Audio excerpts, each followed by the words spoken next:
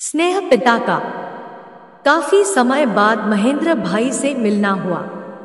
वे बहुत हंसमुख और बातूनी थे।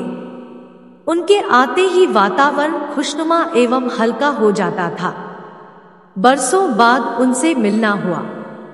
कभी बचपन में मिले थे, फिर अपने अपने गृहस्थी के कामों में फंस गए। बीच में समाचार मिलता रहा, पर मिलना नहीं हुआ।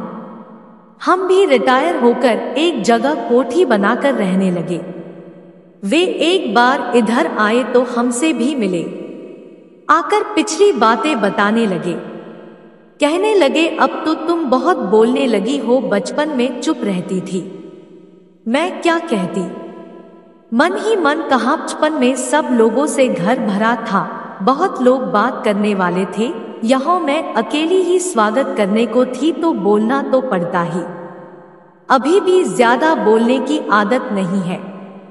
वह कहने लगे, जब तुम्हारी हाई स्कूल में फर्स्ट डिवीजन आई थी, ताऊजी बहुत खुश हुए थे। उन्होंने एक हंडिया भरकर लाल रसगुल्ले हमारे पास भिजवाए थे, तुम्हारे पास होने की खुशी में। वे बहुत चाहते थे कि तुम्हारी फर्स्ट डिवीजन आए और तुमने फर्स्ट डिवीजन पाली। उनकी बातें सुनकर बहुत अच्छा लगा। मुझे इस बात का पता नहीं था कि बाऊजी ने मेरे प्रथम श्रेणी में पास होने की खुशी में महेंद्र भाई के घर रसगुल्ले भिजवाए थे।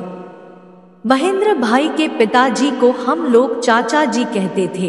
वे हमारा मौंजी अर्थात दादी जी के भतीजे थे और इस नाते वे हमारे चाचा जी थे और उनके बेटे महेंद्र भाई थे। उनसे इस तरह नजदीक का रिश्ता था। महेंद्र भाई तो बात करके चले गए। मुझे कुछ रुपए भी दे गए कि बहन के घर आया हूं पहली बार। मना करने पर भी नहीं माने। वातावरण को खुशनुमा बनाकर अपनी बातों से पुलकित कर वे तो चले गए, पर उनके जाने के बाद मैं बहुत देर तक सोचती रही बाऊजी के बारे में। अब तो बाऊजी नहीं रहे। मेरे हाई स्कूल पास करने के कुछ दिनों बाद ही वे नहीं रहे थे। जब मैं हाई स्कूल में थी तभी से वे बीमार थे। हार्ट अटैक आया था, कमजोर हो गए थे। उस समय हार्ट अटैक का इतना अच्छा इलाज भी नहीं था। मूली का जूस, गाजर का जूस, कुछ दवाएं और क्या क्या तो उनको दिया जाता था, पर कुछ लाभ होता नहीं दिखता था। वे पलंग पर लेटे रहते थे। हमारी माँ हमको बाऊजी के पास बैठने को भेजती थी। हम भाई बहनों में से कभी कोई जाकर बैठता था, कभी कोई, कभी मैं जाकर बैठती थी। जब मैं जाती तो हाथ में कोई किताब या पत्रिका रहती और उसे बैठकर पढ़ती रहती। बाऊजी कुछ नहीं पूछते थे। फिर मेरी 10वीं की बोर्ड की परीक्षाएं शुरू हो गई। एक दिन मैं बाऊजी के पलंग के पास नीचे बिछे कालीन पर उल्टे लेटकर कोई पत्रिका पढ़ रही थी। बाऊजी ने पूछा, तुम्हारी परीक्षा शुरू हो गई? मैंने कहा हो। वे बोले, अब कब पेपर है? मैंने कहा, सोमवार को पेपर है।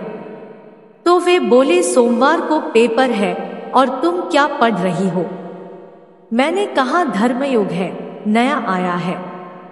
बाऊजी बोले, इम्तिहान की तैयारी क्यों नहीं कर रही हो? हम सबसे कहते हैं कि तुम बहुत होशियार हो, अच्छी डिवीजन नहीं लाओगी तो कैसा लगेगा?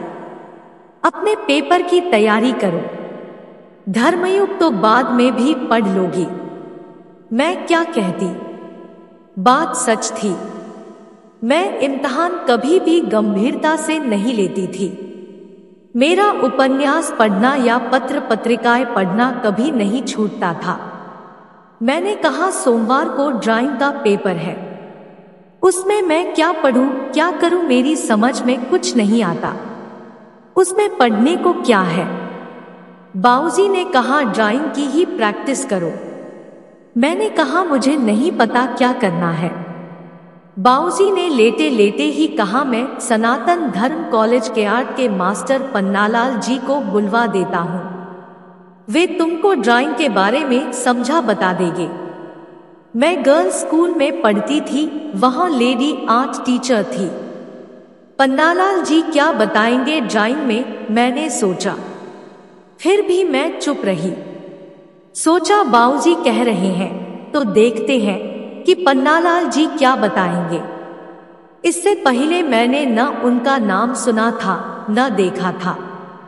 बाऊजी ने पन्नालाल जी को बुलवा दिया। तभी वह दिन शनिवार था, दूसरे दिन रविवार और सोमवार को ड्राइंग का पेपर ही था। पन्नालाल जी आए। वृद्धावस्था को छूती उम्र थी, लंबी दाढ़ी अधपकी सी, काले केशों के साथ सफेद केश भी थे।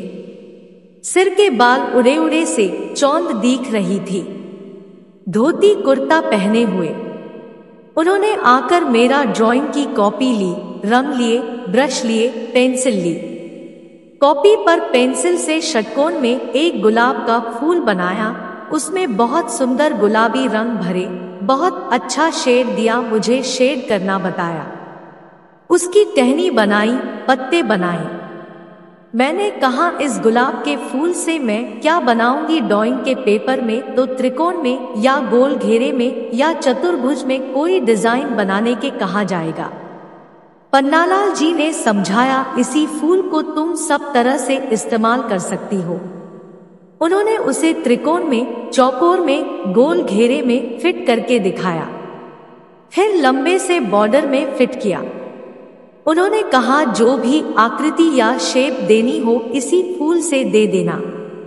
कैसे वह तिकोने में, चौकोर में, गोल में या षटकोण में बनाना है यह भी दिखा दिया।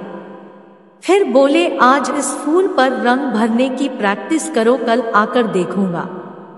उन्होंने षटकोण में एक फूल बनाया था, उसके बाकी के 5 कोनों में फूल बनाकर मुझे रंग भरना था, शेड देना था।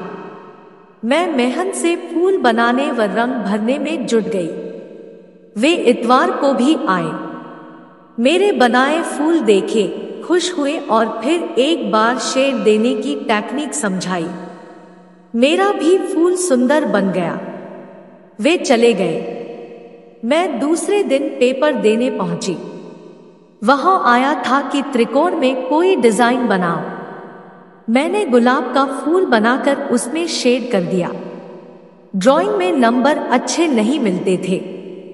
मैं भी ड्राइंग की तरफ से लापरवाह थी, पर बाऊजी ने पन्नालाल जी को बुलाकर बहुत सहायता करा दी। उन्होंने ड्राइंग का मेरा डर दूर किया और आत्मविश्वास दे दिया।